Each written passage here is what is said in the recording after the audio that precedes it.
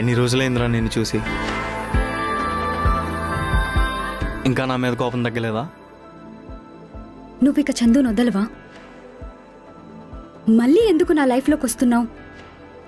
నన్ను కదిలించొద్దని చెప్పాను కదా.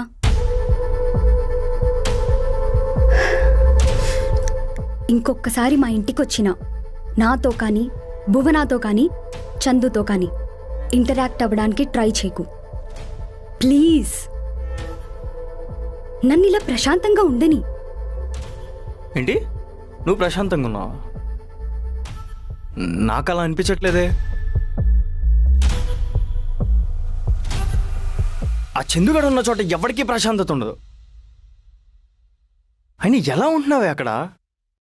వాడు భువన బాయ్ ఫ్రెండ్ అని తెలుసు కూడా. వాడు మళ్ళీ మేనేజ్ చేశాడు రా. పెద్ద జాదుగాడు రా వాడు.